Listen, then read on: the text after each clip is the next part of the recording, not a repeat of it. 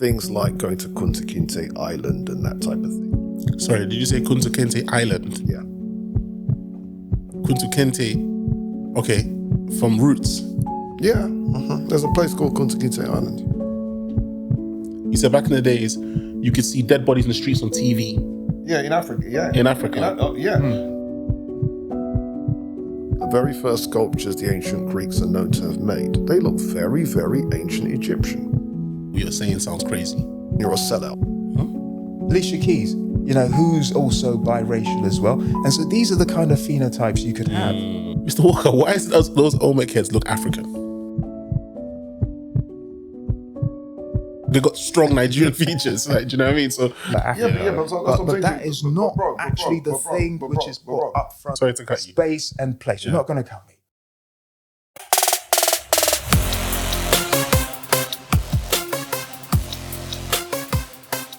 Hello, ladies and gentlemen. Welcome to the Drazzy Show. And today, I have an amazing guest who I've already called an amazing guest, but they've come back on the show again, so I had to call them amazing guest again. And it's the one and only Mr. Robin Walker. How are you, sir? Very, very well indeed. Thanks for inviting me back. Thank you very much for coming. I really appreciate that. Now, we had some very interesting conversations off camera. And I really wish we had them on camera. But hey, such is life. Now, one of the things you told me is that you've just come back from Africa. Where did you go to? I was in Gambia. I stayed at a place called the Royal Sankofa Estate. Some of your listeners, some of your viewers will know the legendary Andrew Mohammed, also Lady Ma'at, and they run an estate. And what they did was they invited people to come and stay for 10 days. And over that 10 days, I was invited as well to be the speaker. So I taught a African history course while I was there. And the idea was they eat twice per day, and then the third one would be going out to dinner. I see. There would then be a lecture, perhaps in the morning, given by me. And then there'd be a Black History excursion. Things like going to Kunta Kinte Island and that type of thing. Sorry, did you say Kunta Kinte Island? Yeah. Kunta Kinte, okay, from Roots. Yeah, there's a place called Kunta Kinte Island. I'll probably sound very ignorant, but Kunta Kinte was a real person? Yeah. I mean, the stories that appear in the book Roots and so on may well have been spun, may well have been stretched, but yeah, it's based on a real person. Oh, wow. So was the island named after the fact that he gained some kind of like exposure over time, or was it always called Kunta Kinte Island? No, it's got the name now. Okay. To tie that history in. I see. Oh, wow, interesting. Yeah, and so the people did an excursion to that, and they went to the museum that was there and so on. All right, interesting. So I probably sound like ignorant again, but when I think of African history, and I think I mentioned this off camera, I always affiliate African history with outside of Africa. People wanted to learn about Africa from outside of Africa. But Africa itself, I don't always affiliate people wanting to study the history, because normally it's passed on from generation to generation in households. In truth, Black people in Africa need Black history more than anybody else, because I was thinking that between what is there and what the average person knows is bigger. But a lot of people from Africa don't realize that. I see. And so what happens is the assumption that many people have is the people outside Africa don't know Black history, but the people inside Africa do. And that assumption isn't merited, unfortunately. You know, it's funny that you said that, because I've always thought that African Americans and Caribbeans understand African history more than Africans themselves on the continent. And I think it's because they make it an effort to study Africa, whereas I feel like a lot of Africans, I'm not saying all, because I've met some African scholars who live in the continent, from the continent, who do like to study African history. But I feel as if African Americans and Caribbeans take it way more seriously.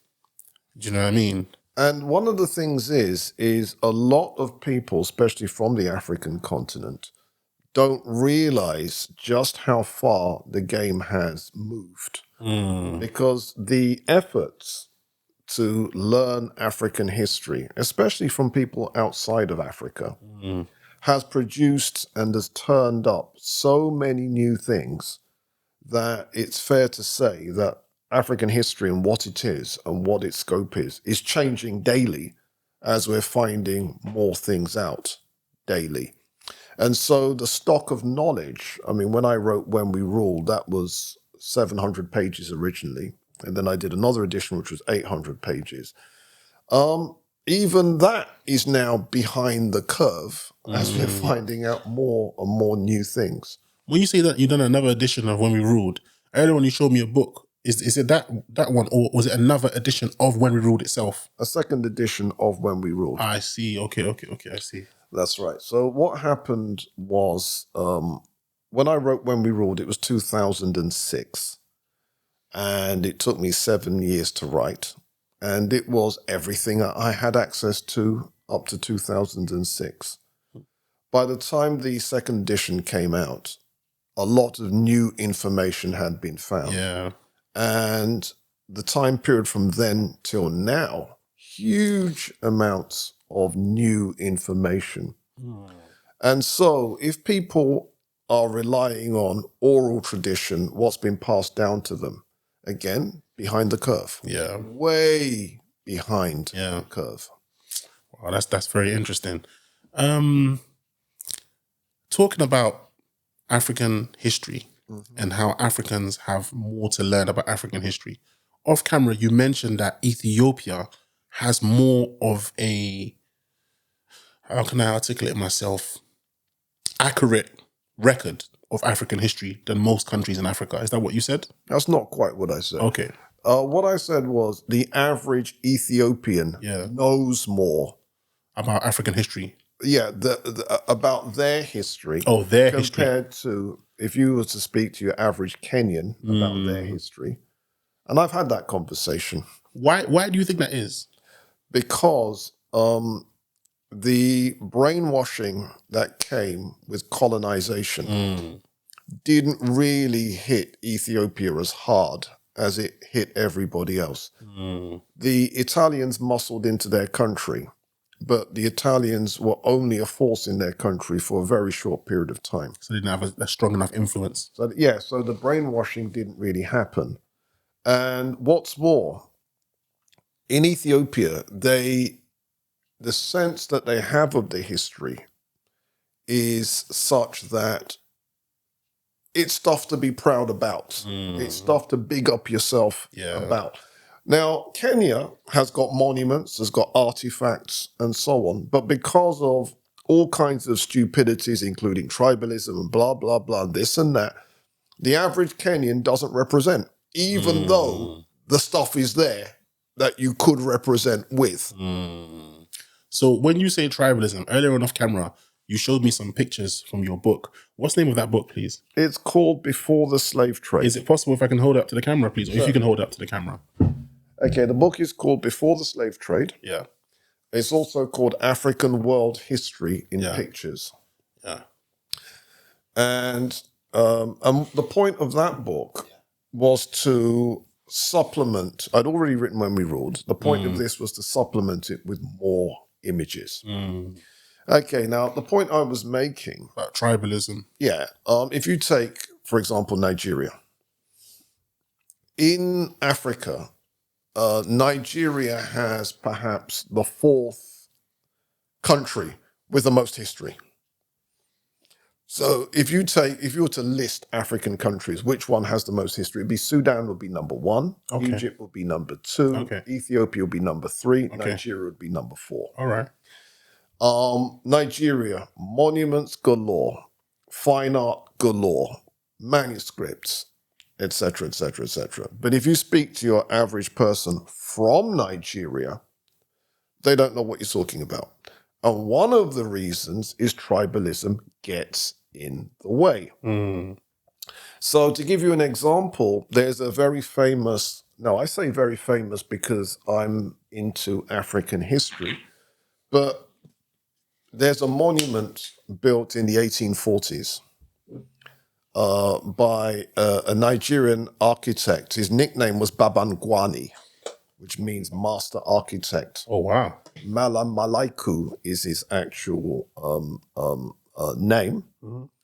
And the monument is called the Grand Mosque of Zaria, with its 6 domes, the internal arches. It's an exquisite monument. And one would have thought that, when Eurocentrists are talking about, but you Africans don't have anything. That would come up straight away. Right. But then because it's in Hausa territories, and most Nigerians in England are more likely to be Igbos, number 1, Yorubas, number 2, they're not going to mention it. So it's history that only the Igbo people will talk about. Or they wouldn't talk about. So if you're Igbo, you're only going to talk about Igbo stuff. Yeah. So consequently, that being in Hausa territory means zip it. Yeah. And I remember when I was researching this back in the day, I asked at the Nigerian embassy, can I get a picture of that monument so I could put it in my book? The response was, the Great Mosque of what? Wow. Was the response.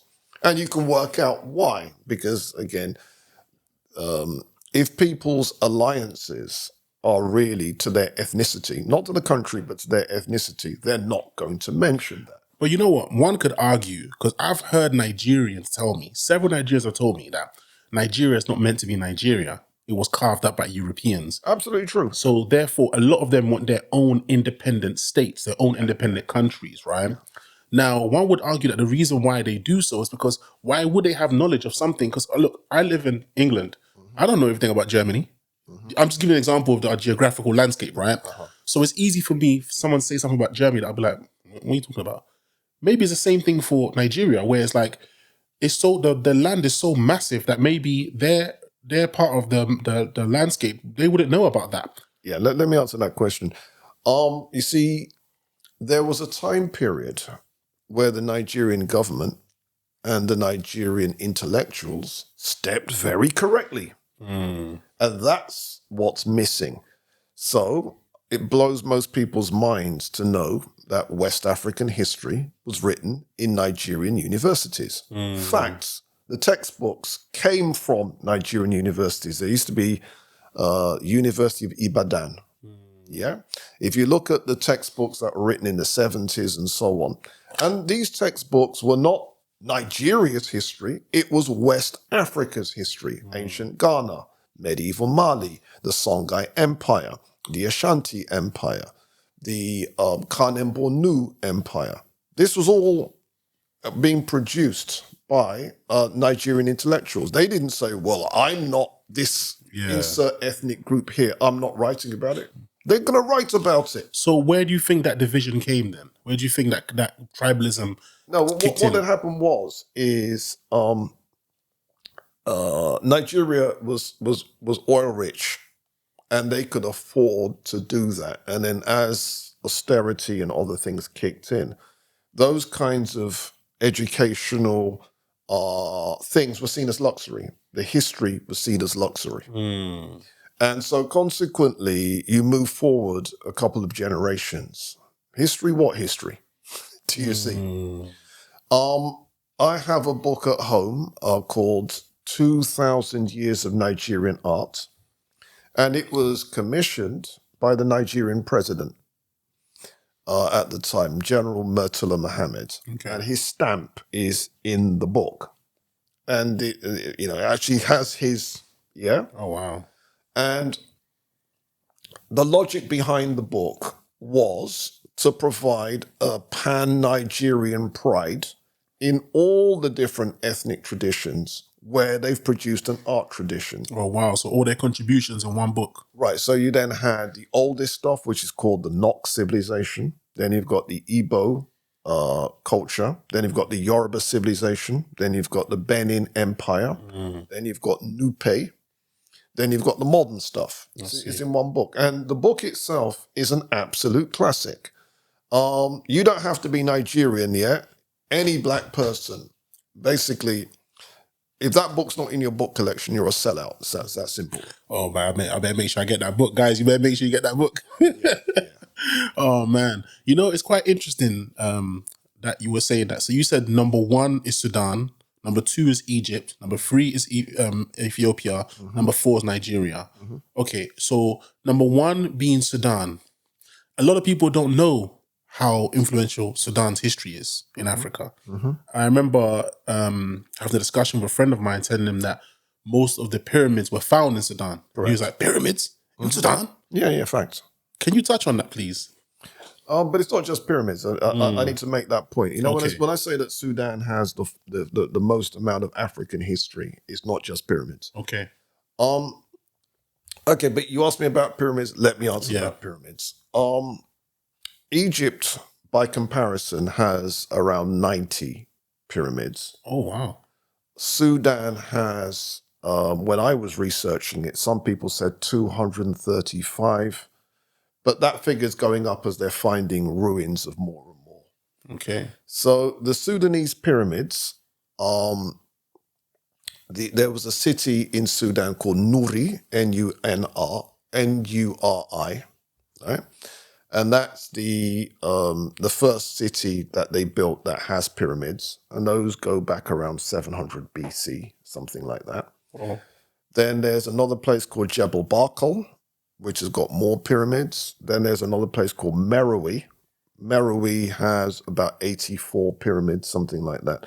Again, but during the colonial period, when England colonized, they did destroy a lot of stuff.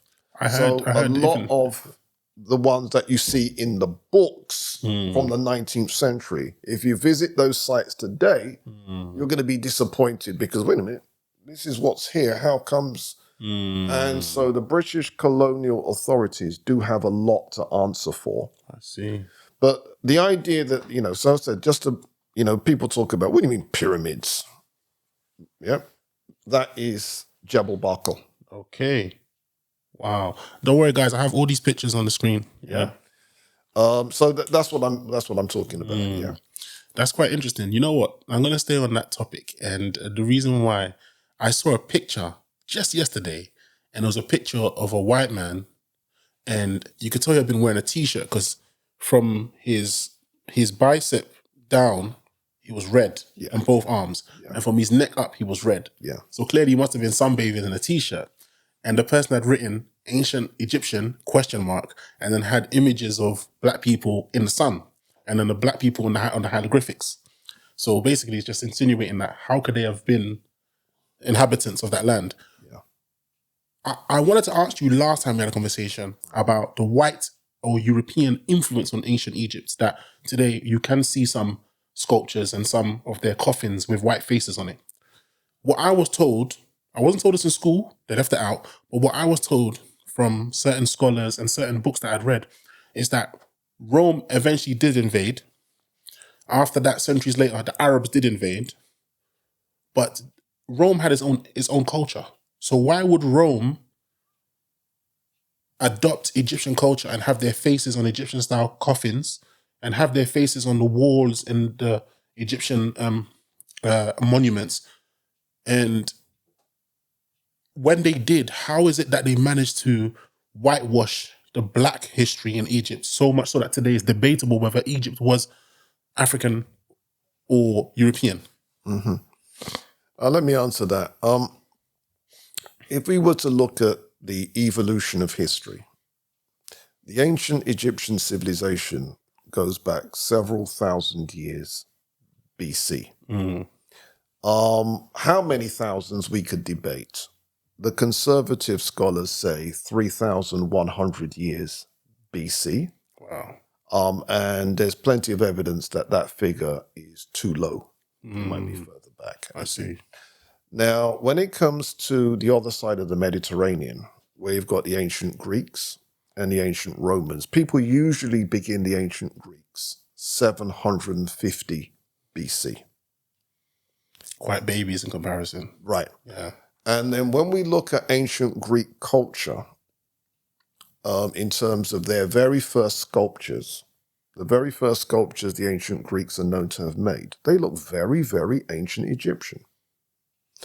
And so people have spotted, God damn, does this mean the ancient Egyptians influenced ancient Greek culture? And some scholars have gone there. And back in the 19th century, that was not a controversial theory. People accepted, yep, that's what happened. And we know, for example, that the ancient Greek gods were they were connected to the ancient Egyptian gods. They just gave them European Different names, yeah. So that you would have the ancient Egyptian deity.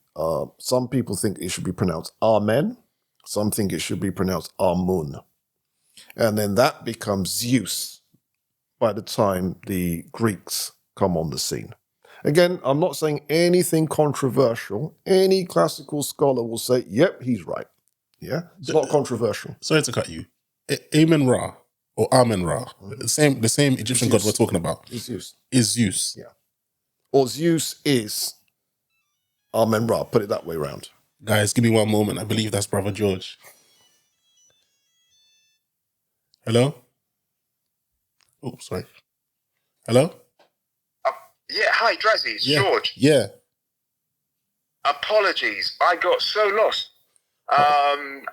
Someone in a pharmacy actually helped me out. My battery died. Okay. My battery died. I tried to get an Uber. The battery died. Okay. And then I got on the bus trying to get the car. Went the wrong way. Was helped out by someone. Okay. I'm now in a Just so you know, taxi. we're filming. We're filming now. Are you close? Yes. Okay. Cool. No problem. I'm probably about 6 minutes away, 5 or 6 minutes away. Okay. No worries. Okay. Yeah. All right. See you soon. And your door number is what, so that I don't. Oh. Yeah. Yeah. I'm on my way. All right. See you soon. All right. See you soon. Bye bye. Okay. All right. Yeah. Sorry about that, guys. Sorry about that. So you're saying Amen Ra is Zeus, or Zeus could be Amen Ra. That's right. So either the two could have influenced each other. No, but the timeline is if the ancient Egyptians have been worshipping Amen Ra Prior to 3100 BC, and that's the conservative argument, then clearly the influence is from Egypt to Greece. Do you see? And then what happens is the Greeks create the first civilization anywhere on mainland Europe. The second civilization anywhere on mainland Europe is Rome. And the Romans, when they come on the scene, Zeus then becomes their deity, Jupiter. So, again, this is not controversial. No classicist will say, no, that didn't happen. No, this is all accepted. But Mr. Walker, do you know how it's highly possible that are people that will say what you're saying sounds crazy? That's what I'm saying to you. But this isn't controversial. This is baby steps. This is like, what it is because we're so used to the idea that we were inconsequential in history. Yeah. But what I'm saying here, there's nothing radical about it. This is just mainstream-ish. Wow. I'll be honest with you. I know ancient Egypt had an influence on the Greeks and the Romans. Yeah. But I did not know that their whole religious system was based off of ancient Egypt. Yeah. Let me explain. There was an ancient Greek historian called Herodotus of Halicarnassus. In European tradition, they say he's the father of history. Why? Because he's the first European to write a history book. And his history book is a 9-volume book called The Histories. And one of the volumes is on ancient Egypt. And what it was is he visited ancient Egypt. And guess what he talked about once he visited? He saw the prototypes of the ancient Greek gods. Wow. So that the idea then that Amen becomes Zeus, becomes Jupiter. Hathor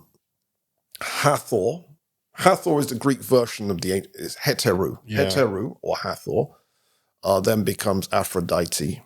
Yeah, again, none of this is controversial. I know man's head's about to explode.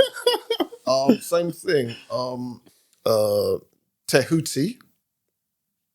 Some people think it should be pronounced Yehudi, but same thing, Tehuti. Then becomes Hermes, becomes Mercury. Does that make sense? Yeah. Again, not even close to being controversial. This is mainstream accepted-ish. Wow. Look, the only influence I thought ancient Egypt had on Europeans in terms of their religious system was the concept of Jesus Christ. Because I've heard the concept of Horus and Jesus, not at all. Mary and Isis. No, I've no. heard about that, but you're telling me this predates that? Of course. But what it is, as I said, and it's not controversial either. That's the point I don't think it's controversial. It's just mind-blowing.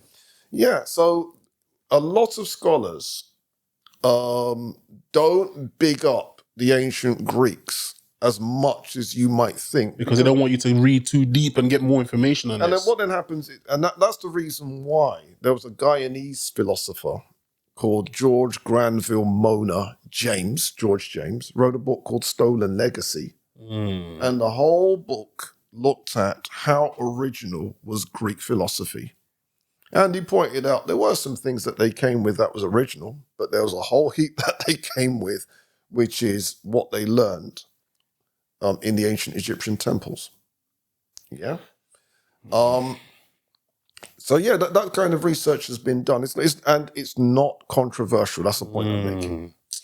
Interesting. Guys, I advise you to go and read up on this, get as much knowledge on this as possible, because this is the first time I'm hearing this. Some of you might be thinking, oh, this guy doesn't know nothing, but I'm an honest person. My ignorance is always getting cured. So those of you who want to join me on this journey, go and read up on that. Now, another thing I wanted to ask you about, when you were flipping through that book off camera, I saw a Olmec head. Now, I don't want to cause no division. Shout out to... Oh, God, not again. Give me one moment, guys, yeah? Ladies and gentlemen, welcome back. Brother George is with us now. Hallelujah. How you doing, sir? You all right? I'm good. Good. So, I'm going to get to you about some questions on hip-hop. Ooh. All right? Because Mr. Walker told me you're the guy for the hip-hop stuff, yeah? But before we get there, I was talking to Mr. Walker about the Olmec heads. Right. Right. So earlier on off camera, you opened up your book. And in your book, I saw a picture of the Olmec heads. As I was saying before the doorbell rang, shout out to all my South American brothers and sisters. I'm not trying to deprive you of your history, but you don't look like those Olmec heads. Mr. Walker, why is those Olmec heads look African? That's just it, you see. One of the things that's happened in the American tradition is people will put out content and then the literature disappears. But fortunately, I have some of that literature. So let me introduce you to an exhibition catalogue called the Olmec Tradition. And it says June 18th to August 25th, 1963, the Museum of Fine Arts, Houston, Texas. So what they did was they held an exhibition about the Olmecs in Houston. And this had nothing to do with black scholars. This is mainstream, what they call Mesoamerican scholarship. And they have an article called The Olmec Culture in that same book by Alfonso Medellin Zenlin, right? And then we take a look at what they have. And they have an Olmec head with hair. Okay. And they look like Negroid hair, yeah? Well, here's the thing. There's the sculpture. Does that make sense? You can see that's blatantly hair, right? Yep. And what they do is they comment on it. So I'm going to read you the comment that they have. For a long time, there was concern as to what the hair is or was, since in the case of colossal heads, they are invariably covered by a cap or helmet. This doubt could have gone on indefinitely, but finally some light has been thrown on the problem with the discovery of two heads, 0.75 meters tall, which are identified as numbers 1 and 2 of Laguna de los Cerros, and which together with the characteristic cheekbones and platyrrhine nose, there is a hair arrangement or head of curly hair. hair. Okay, so this brings me back to the next question I wanted to ask, right? So where did these Native Americans come from? Because if these Olmec heads were found in the ground, have any kind of like specialist given the decade or the era that these Olmec heads were first sculptured in? No one's entirely sure. Okay. But if you said within the last 4,000 years. That within far the back? last- yeah. But Native Americans have been around for longer than that. No, but I mean, those heads have been in the ground for that long. Yeah, within the last 4,000 years. So if we go back 2,000 years, that would take us to the time of Christ. Go back 2,000 years before that. So it's within that Yeah. period. So some people say the Olmec heads could be 1,200 BC, something like that. But the Native Americans were still there. So, Does that make sense? so where did the Negroids get there? No, that would mean that the Negroids are immigrants, visitors. I see. And the sculptures themselves would have been done by Native Americans. This is their art. Oh, wow. Yeah, but what it is their art depicting foreigners. Why would they do that? Were they very influential on the Right, African? so, and therefore we can infer inference. We can infer influence, do you see? What does infer mean? Infer means we can assume. Here's the point. If I make a massive sculpture of you, Yeah. we can assume that you had an influence on me. Okay. I see And what you that's mean. what that sculpture represents. All right. Does that make sense? So this confuses me because it would have to be a very serious influence for them to create these massive, colossal heads. And Exactly. But what it is because we assume that black people have no influence on the world. yeah, We assume that that's the way it's always been. And the Olmec heads proves that that's not how it's always been. But can I interject? Yes. Did they have, obviously they had an influence. However, did they have an influence in terms of establishing the culture, which is come to be known Now as some Olmec? people say that. Yeah. I don't go that far. Yeah, I don't go that far. But some people say that because the logic that, as far as I can tell, is Native Americans had a civilization. yeah, we can see it. It's evident. Right. Visitors came along, and they made art of those visitors. Let's be clear. Who made the art? Native Americans made the art of those visitors, and we know they're visitors because in the Olmec burial grounds, everybody there is an African. Yeah. There's one burial ground where I think 13% of the people there are Africans. Does that make sense? And therefore, them being there in the burials and they're not making up 100%, which means they're visitors. Yeah. So you're trying to tell me, there were African bones Of course. Yes. Of course. in Yep. ancient South America amongst the ancient South Americans. Yes. But what happens is scholars today don't want to go there. They're going to try and come with all kinds of explanations, all of which are going to be nonsense. So the scholar that did the work is a scholar called Andrzej Wiercinski. And he presented his paper in 1972, I believe, where he presented that data. And people can get angry, people can get upset, but they're not going to make that data disappear. Yeah. So it seems to me, even though you're going to that extent, of course, it explains like Van Setema's theory, which is that the ancient Olmec civilization had a black influence in its foundation, because his take is, the heads were probably for ceremonial purposes, colossal. I don't know if Robin has shared this, but obviously he's talked about the bones. 13% were strongly Negroid. Others were admixed, and even some of the sculptures, because not all of them were massive, some of them they're different scales and sizes that show different phenotypical traits, some even suggesting a kind of like biracial kind of like quality in different textures. So these colossal heads are distinctly Negroid. So Van Setema was saying, well, it is a Native American civilization, but clearly the Africans had a prominent and an important influence within that society. I guess that kind of makes sense. And the thing that we have to sort of like work out is the facts are that some of these heads are profoundly African looking. They don't have your typical sort of like Mesoamerican phenotypical traits. So how do you square that circle? Plus as well, we've got the evidence of the skeletons and the other sculptures as well. So this means that either one or, from my way of looking at it, that Van Setema was correct, that they did help to influence and start in some significant way what we now know as the Olmec civilization. Or if you want to go down the route of they're just foreigners and visitors and they had no say in that civilization, you have to acknowledge that there was an ancient black civilization that came from somewhere that was very advanced and respected by the ancient Mesoamerican civilization. You can't get away from that. Yeah. And what we want to stop people from doing is trying to come up with lies like, oh, they were just babies' heads, and their tools were blunt. I can tell you that as an artist, and one of the things that naysayers try to do is to say, well, because they were so colossal, they just softened the features.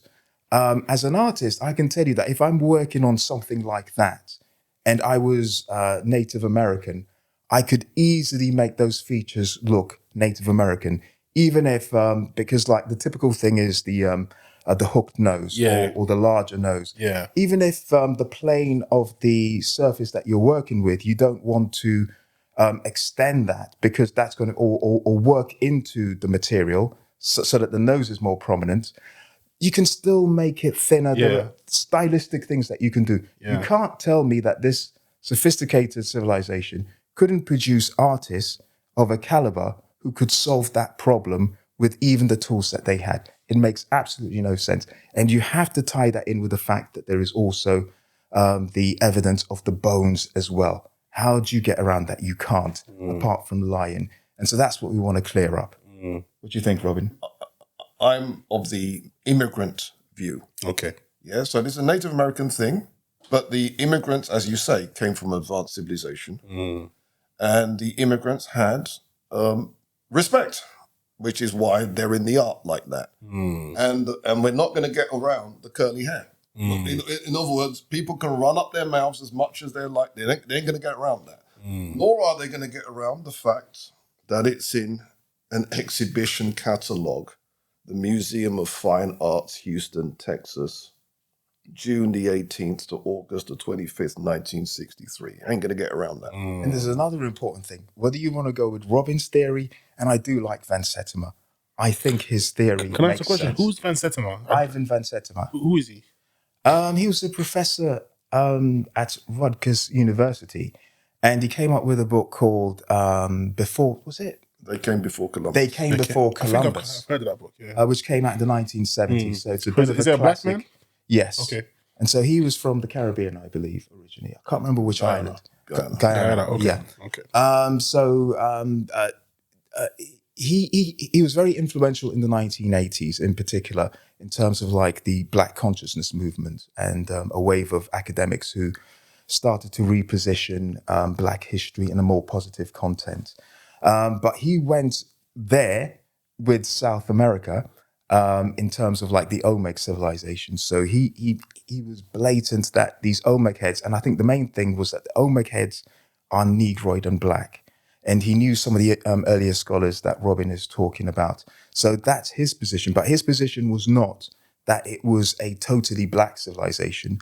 His position was that it had significant Black influence. Now, squaring the circle between Robin and Van Setema, what you can't get away from is the evidence. The second thing that means is that Van Setema's idea that they came before Columbus must be true, whether or not they were visitors or a fundamental part of that society. Nobody's trying to take anything from anyone, but there are issues that people need to stop lying about. Just be honest about it. Plus as well, the other intermediate statuary and statues, they don't talk about that. Why? Because they show people with classic Native American features and people with admixed features.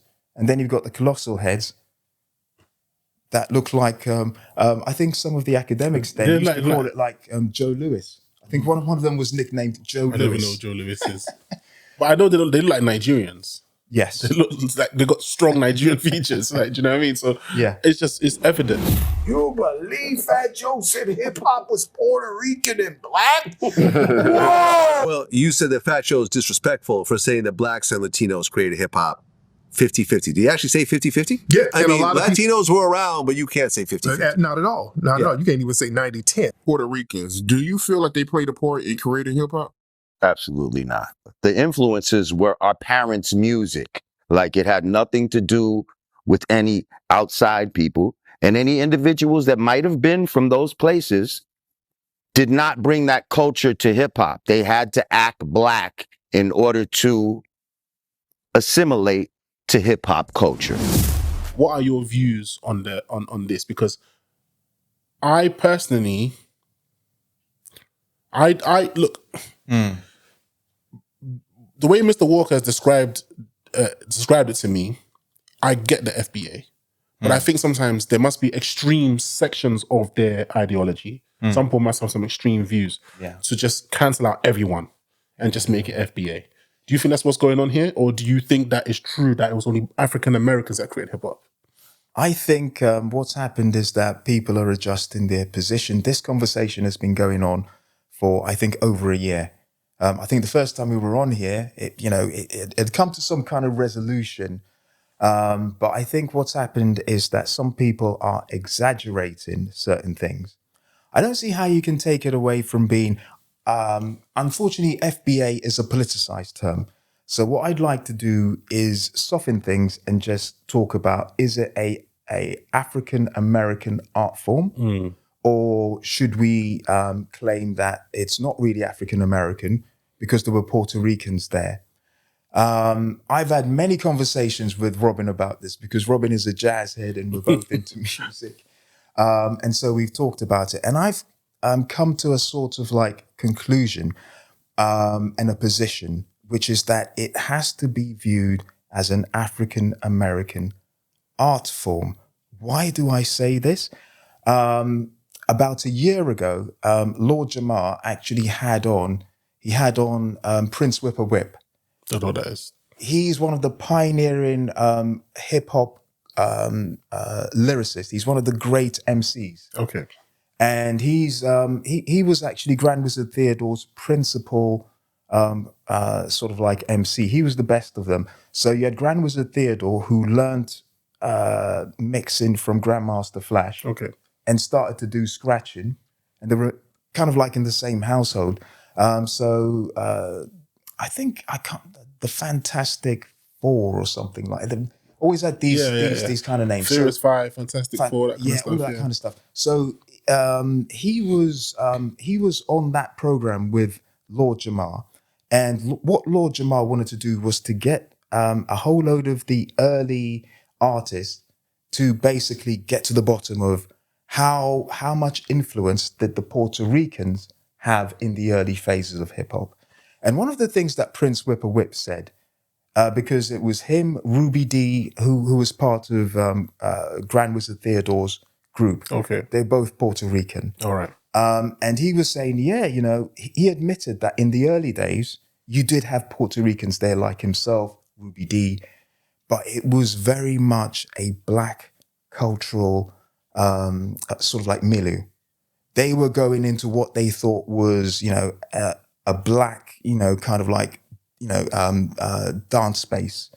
And so their way of looking at it was that there were very few Puerto Ricans that were involved at that time because there were certain cultural attitudes as well that, these are black people, you've got to be careful, it's dangerous and so forth. Yeah. There were certain of them who, had friends and friendships. They got involved with it. They were a part of the scene. They helped to evolve and innovate it.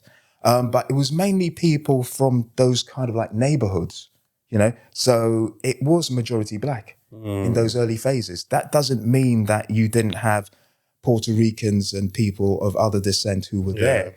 but they were there, and it was very much in a certain Afro-American context. And so that's where it kind of like developed.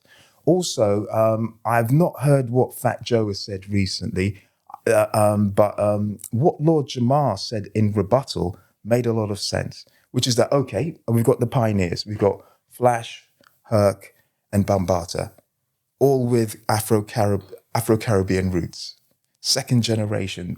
Some of them, I think Flash's father may have had a sound system in Jamaica, so he came from that background. I think Herc might have been similar as well. But what did they do? They used African-American breakbeats for the most You part. mentioned that off camera, Mr. Walker's with, yeah. And so that's an important facet of it. Yeah. That's an important influence, you know. It was done in a certain context.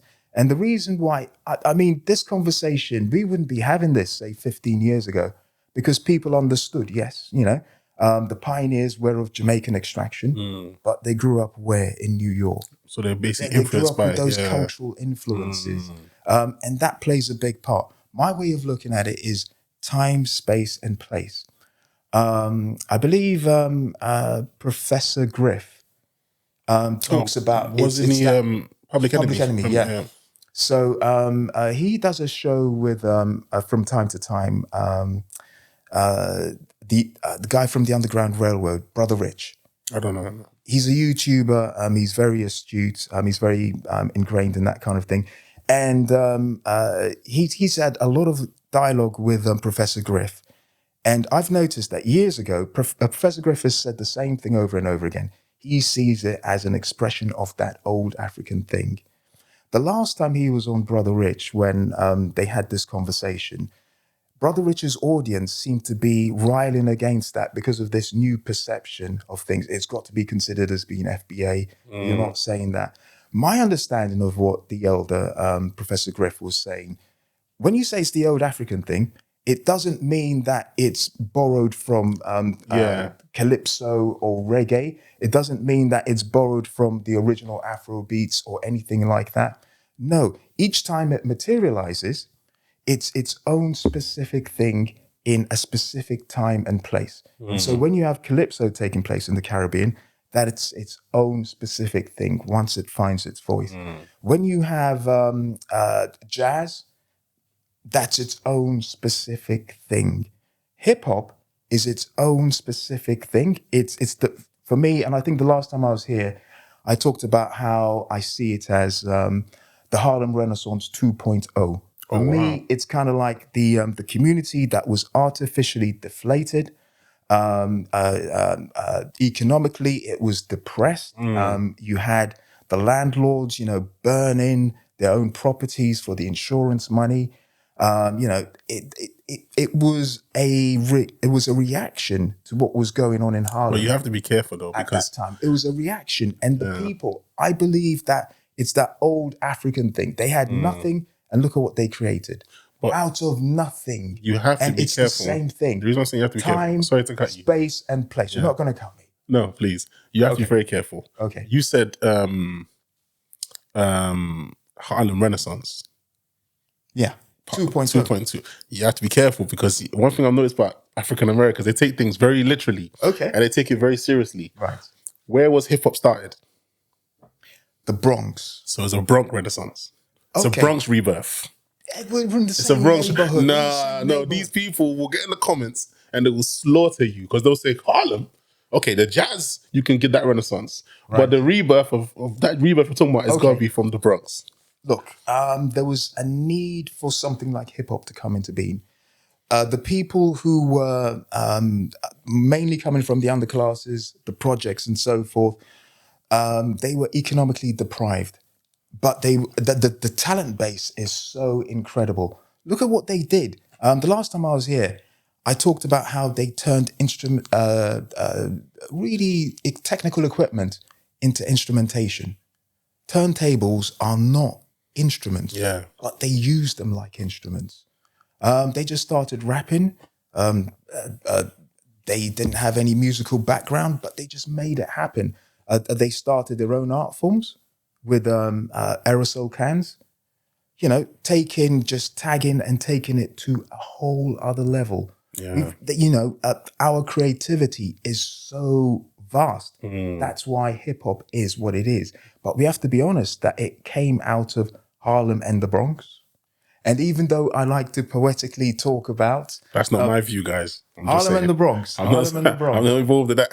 Harlem and the Bronx, in the early phases anyway, those were kind of like the boroughs in which it came out of. And yes, I'm being a poetic when I see it as being, the reinsurgence of the community and the people. You can't hold them back. And that's what I mean by it's that old African thing. But that doesn't mean that it's not an African American thing, aka FBA, if you want to go there. But that's a very political term. And I don't want to be divisive because there were other individuals from other communities who made other major contributions. You can't take that away. But you can't say that the art form is not an African American art form. When, as Lord Jamar said, the basis of the music that it was founded on is what? African American. They founded it on that and then found their own expression and their own voice. So if you want to say that it's primarily, I think that's the best way of putting it, it's primarily a Black American art form. Yeah. That does not mean it's exclusively a Black American art form in all of its expressions, whether it's music, rapping, DJing, breakdancing, or graffiti art. It's primarily, these are all primarily Black art forms, but others had a major impact. And if you're just talking about the music, rapping and DJing, it is primarily African American. Egyptians are now being called out as racists, just because they were attacking the new Netflix documentary that is faking history by portraying ancient Egyptians and Queen Cleopatra as Black. Despite the fact that Queen Cleopatra was of Macedonian origins, which definitely denies the fact that she was Black. But why no one ever mentioned that faking history, blackwashing it, and stealing someone's identity is a kind of racism too? Let me go to Cleopatra. I'm kind of, Robin, you're saying that they would depict her as Black. Because, of course, we're talking about Cleopatra the 7th. Who might... Oh, here we are. Blimey. Okay. You think I'm gassing it? No. Black History Month was gassed. You thought the Black History This has Month to was go gassed. up. Drazzy, you have to definitely put this up. Everything you've got, please send it to me. Everything you've got, please send it to me. What I would say about that is, of course, the conversation Who's of... that? Who's that now? Julius Caesar. See? Yeah. Yes. Right, is there any confusion? No. What I this see a speaks black to- dot and a white dot. What this speaks to is the general perception of the ancient Egyptians as being Black. That's why she's depicted like that. Now, my position is that I know there's been this huge controversy since this Netflix series. The Cleopatra one. That was done by, I think it was produced by Jada Pinkett. Yeah. And she used someone who was actually meant to be mixed race. So and it's a very old debate. Was Cleopatra purely Greek looking or was she admixed? And this is something that it's not coming out of the Black intelligence. Or was she this? Well, here's the thing, right? Because she's a Ptolemy, she's descended from the general Ptolemy, which means that she's got Greek blood in her. There is no doubt about that. The question is, and I think this she had a half sister who they think they found her skeletal remains, and when they did the reconstruction, it was someone who looked biracial. And of course, the Ptolemaic kings would have been marrying. We're talking about several generations down. Would have been marrying people who would have African ancestry. So the question is, was she pure or did she look pure? In my mind, I'm kind of thinking, did she look like, she could have looked like Mariah Carey, who has some African blood in her. Well, you can see could have she looks very white. Who's the pianist? I'm thinking. Alicia Keys. Alicia Keys, who's also biracial as well. And so these are the kind of phenotypes you could have, So, or she might have looked maybe more like Beyonce. I think that's, for me, the most extreme, or kind of like Iman, which is what they made her sister look like. I see. So the question is, what did she look like? People aren't 100% sure. She was definitely Greek. So my position is, the sensible thing is, Let me correct that. From a Greek dynasty. from Let a me put it Greek like that. dynasty, from a Greek dynasty. So, she so, definitely that, so had Greek how blood is in that her. image? Why is that image of her? This is a medieval Whose image. depiction is that? Yeah, it's a medieval image from Europe in 1321. So could the Europeans have got the history wrong? It's possible. Yeah. Or it could be that we've got it wrong. And do you see? Yeah. So the whole thing with Cleopatra, I say the jury's out. Yeah. And why the jury's out is if you've got several generations of Greek men marrying African women, 2 generations, you're still going to produce this. Yeah. Do you see? So for me, I say the jury's out. But the fairest prediction is exactly as George says. Get somebody of a biracial background, which is what Netflix actually did. Yes. And so people were, the thing that I realized is that that was just a proxy. The reason why people were saying that, they made her look black and not being accurate and saying that they tried to show someone who was biracial is because they know that black scholars and even scholars in the West who aren't of African origin are telling the truth about the ancient Egyptian stock and also the aristocracy and the royalty before the Ptolemaic period were fundamentally black. Fundamentally black. What's the Ptolemaic period? What is that? That's in the Greek period. The Greek period. Yes. Oh, I see. Okay. But here's the point, though. For the Arab critics coming out the way they did, they showed their asses, and I'll show you why. They said they're taking our history. This is Ptolemaic history. So they've just admitted they're Ptolemaics. Once you've admitted that, then don't be claiming anything pharaonic because you've just claimed Ptolemaic. Yeah. You've said that's your history. Yeah. And I'm agreeing with you. Yeah, bro. That is your history. Yeah. Dead bodies in the streets back in the days. You said back in the days, you could see dead bodies in the streets on TV. Yeah, in Africa. Yeah. In Africa. Basically, for us old heads, give me a time. No, if you're watching TV in the 70s and the 80s, and anything about Africa came on, you knew to wince because the sorts of film footage that they would show, right up until, when was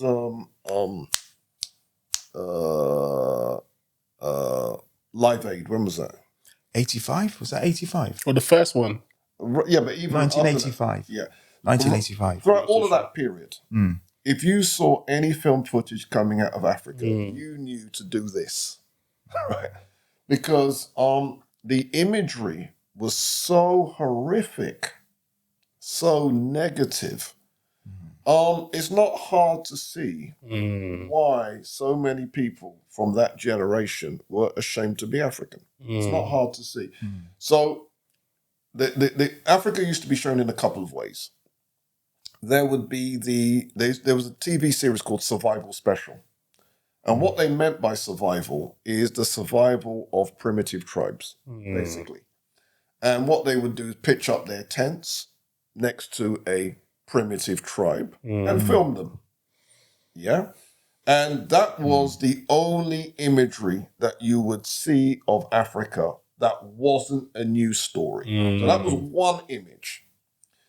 And then the second set of images are the news stories. And with Africa, there were 3 types of news stories, and you could predict. It would be coup, civil war, and famine. Yeah. You could guarantee that those would be the stories. And when they were showing the famines, it was horrible, bro. Yeah. When they were showing the civil wars, you would see dead bodies. And it wasn't dead bodies that you would see with any other group of people. But if it's Africans, oh, hell yeah. Hell yeah. You know, that makes me understand what it was like for me. I'm 40. I was in secondary school in the 90s, mid to late 90s. I was in primary school, early 90s to mid 90s. And all throughout the early 90s to the late 90s or the end of the 90s, I remember Caribbean kids would mock the hell out of me. for being African. And I get it now, because if this is the perception they had of Africa, why would you want to affiliate yourself with those people? Exactly. I totally get it. By the time when I was a kid, I didn't get it. I genuinely thought, because I would see black and think, we're black, I'm black, I'm black. But they would always make it very clear, no, you're African, you're a Zulu warrior, you're a dirty, a boo-boo scratcher and all that kind of African stuff. bum scratcher. African bums, itchy, boom, ABC. you name it, right? And at the time, I was too young to understand the psychological, influence that had created this, like, distance between us. I was too young to get it. So I just never understood it. I just used to always think, okay, you know what? We're not the same. We'll just leave it as that. But obviously, we'll still play with each other. We'll still hang out. So it was kind of like something that eventually was in the background, but was kind of lingering.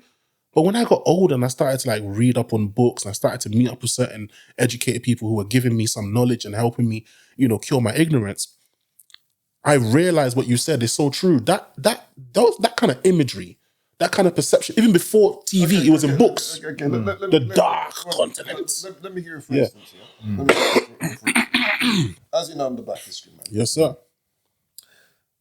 When I was invited to watch Half of a Yellow Sun. Don't know what that is. Half of a Yellow Sun. It's a film set in Nigeria. Nigeria. I don't know. Okay, and it's about set during the Nigerian Civil War period. And I remember watching this, and this was only a few years ago, and it dawned on me, this is the first time I've ever seen any imagery coming out of Nigeria. It's always been Europeans' perception, right? It featured So consequently, Tandy Newton, didn't it? I'm the Black History Man. That's the first time I've ever seen those kinds of images. So the first time you ever saw what a Nigerian house looks like. The first time you've ever seen what a Nigerian car looks like, or, the cars that they had. The first time you've ever seen the inside of a Nigerian university depicted in a fictional setting. First time I've ever seen a ball set in Nigeria, because there's lots of balls in the thing, and you've got a jazz group and that type of thing. And then how people are dressed and what they're eating and blah, blah, blah. Now, for me, it was a revelation. And it shouldn't have been a revelation, because I should have seen those images all the time. But because it was a Nigerian filmmaker, based on a Nigerian book, do you see? Now, when we were growing up, those sorts of images that I saw in this film, Half of a Yellow Sun, did not exist anywhere. You thought it was mud huts? No, because I knew better. Yeah. But everybody else was thinking that. Oh, hell yeah. Because what did we see on TV? Survival Special. Yeah. What did we see? The other images being the coups, the civil wars, and the famines. And when they were showing that stuff, and even things that were deliberately insulting, like you see a famine situation, you give a child water, then film them, knowing that the flies would come and sweat. Wow. Right? Do you see? The idea is, those were the images. If you were to ask a black person, how many images have you seen of Africa in the last 2 weeks? If they saw 10 images, 3 of them would be a Civil War story. 3 of them would be this. 2 of them would be the flies, blah, blah, blah. Yeah? And then, okay, you're a learned person. Let's look in the books. You know, the geography books, there would always be, turn to page 75. And page 75 has got a child suffering from malnutrition. Yeah, this belly's huge like stomach. this. Yeah. Right? Trust me, it was horrible. It was horrific. And it took a lot for a black Caribbean to associate with that and say, yeah, I'm proud of that. Yeah. Yeah. And the only people that were saying, yep, proud of that, were the Rastas. Yeah. And as you know, the Rastas were seen as negatively. Yeah. They were seen as people to be ashamed of. And that was, for most black Caribbeans, their foray into African culture. Yeah. Because the Rastas, they're descendants of the Maroons, aren't they? Not quite. No, Okay. no. What the Rastas? What they have is they've created a religion. It's a back to Africa religion, and it started as among the Jamaican underclass. Okay. And then from there it then spread. So it's very political. I see. They're very radical, but back in the day, that was the Afrocentricity. Oh, wow. You got to remember, there's no Chancellor Williams yet. There's no John Jackson yet. There's no Sheikh Anta Diop yet. That was the Afrocentricity. Wow. But I think a key point is, what is your exposure to Africa? Because the framing of it, and this is why we have the Black Secret, is because the narrative has always been skewered. What they're showing you, it's not that it doesn't happen in Africa, but it's been presented as the only thing. Yeah. Whose famine and primitivism, that happened, but we've had many glorious civilizations all over Africa. But that is not actually the thing which is put up front. Until the Nigerians funded Basil Davidson to make the TV series Africa. Okay. Nobody saw any of that stuff, brethren. Nobody saw any of that stuff. And it's not because the stuff wasn't there.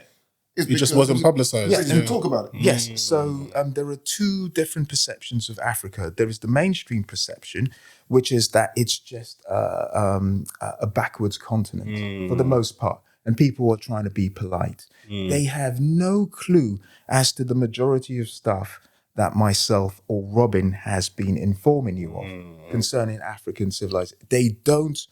In fact, the idea of associating Africa with civilization is, for some people, around that time period in the 1980s, would have been seen as an oxymoron.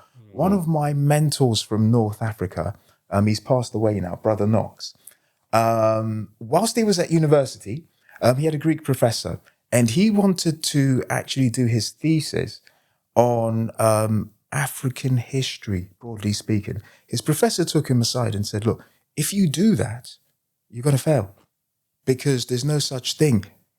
At that point in time, they did not even accept that there was a true civilization that could be, or African society that could be classified as definitively being a true civilization. He fought against that, but you know what he decided to do? He did his thesis on Marxism, and he got the grades that he wanted. But he waited until 3 weeks before that, and he was at university in the early 80s. Now, earlier on, you talked about your perception of Africa from an Afro-Caribbean perspective at a time before social media, right? Just a segue to that. In school, was there also an influence in school? Because negative. Yes. My generation, Negative. we never had that, my generation. But I know my uncles and people prior to me, they probably were told certain things about African Americans and Caribbeans. I don't know. None of them have said anything to me. But I don't know where that perception of African Americans and Caribbeans will come from. Okay, let me explain growing up. Growing up, African Americans had the highest status of all of us. Yes. Why? Because they're in films. There was a whole major generation, platforms. Shaft, Superfly. all of that good Yeah. stuff, right? So consequently, we saw African Americans. Then you had groups like the Jackson 5. You know that there was a Jackson 5 cartoon? I think so. Yeah, I think it's a vague memory. Yeah.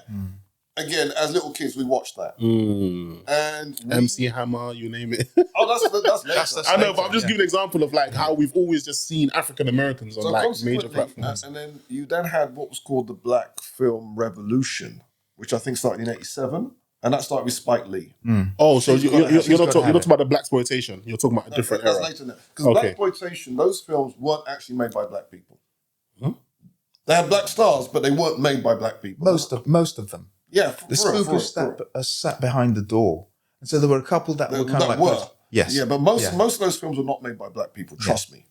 Yeah, they're black stars, but but the real revolution started with Spike Lee. Okay. And we can name the film Spike Lee, She's Gotta Have It. Yeah. That is the beginnings of modern black cinema.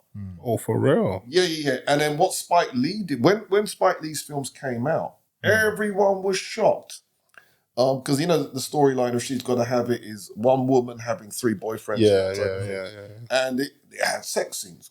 What, you mean black people have sex? You never saw black people even kissing. For real? I'm telling you, this is how It was very rare. It was very rare. It was very rare. No, it was not rare, brethren. It wasn't shown. It wasn't done.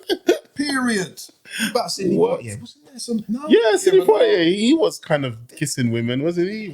White women. I think black thank you. women. So, when it came to like black sex, intimacy, like reality of black relationships. Yeah. when Spike Lee came, when Spike Lee did that, Yeah. that was the first time the world saw that type of thing. Oh, Yeah, damn! My generation had no clue about that. We right. just grew up in it. Consequently, your generation, We just seen it.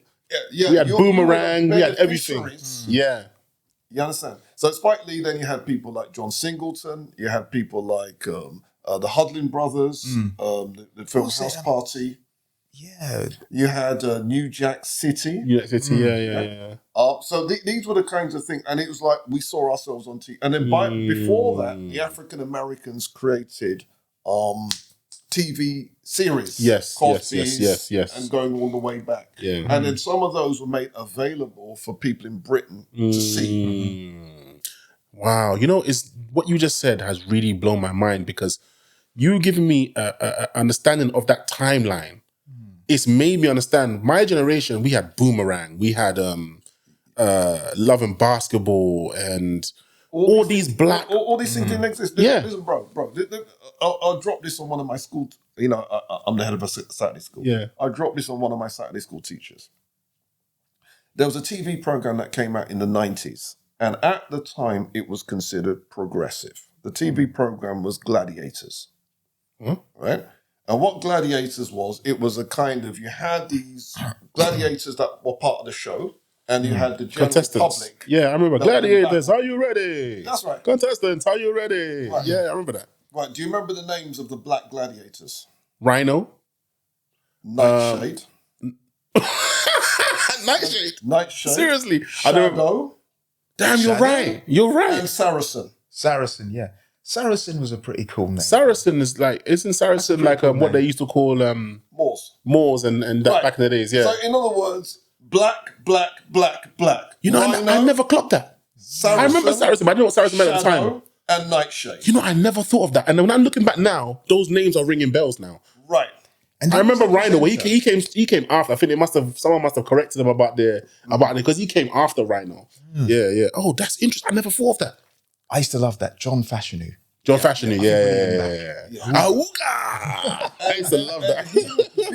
Getting that gig was game changing. Because real, back in the for real. day, he would not have got that gig. Yeah. So in other words, you can see the extent to which even in the 90s, we were racialized to that extent.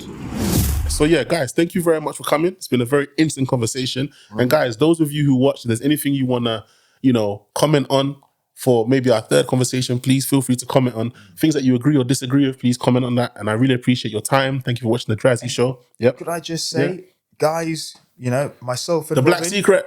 we're from the Black Secret. Yeah. So you can go to www.theblacksecret.co.uk. We have some amazing content on there. And we also have some free content which you can download, which is our PDF book, 100 History Black Facts, which is a taster for our course. So you can get that if you scroll down, go into the sort of like comment section. You'll be able to see the details. I'm sure In the Drazzy's gonna description, have yeah, that and up I'll there. go across the screen as So, well. just download the book. It's amazing and it's all yours for free. And the last thing I'd like to say, I was slightly late today. Listen, I didn't want to give touch on like, that. You were late on the last show, late on this show. Brother George is always late, but I have to give a shout out to Kamel Patel All right.